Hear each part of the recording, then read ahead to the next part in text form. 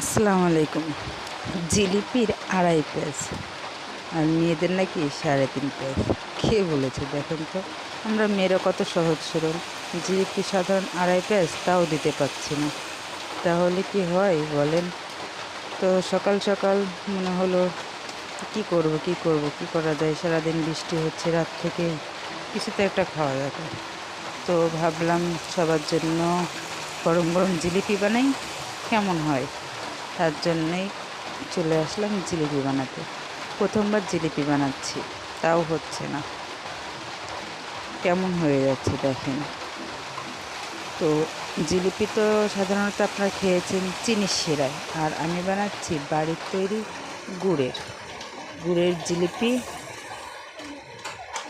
কি দারুণ স্বাদ! জিলিপিটা ভেজে নিয়ে গুড়ের তৈরি করা শিরার মধ্যে দিয়ে দিচ্ছি। এখন তুলে নিয়ে শিরাতে দিয়ে ভিজিয়ে দেবো।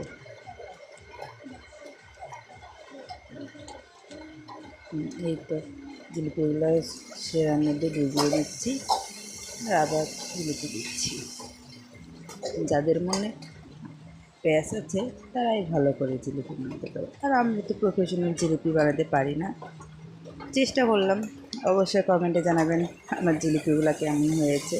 আর প্লিজ আমার চ্যানেলটাকে সাবস্ক্রাইব করে দেবেন। আপনারা আমার চ্যানেলটাকে একদমই সাবস্ক্রাইব করছেন না, যার জন্য আমি খুবই মন খারাপ হচ্ছে, খুবই খারাপ লাগছে।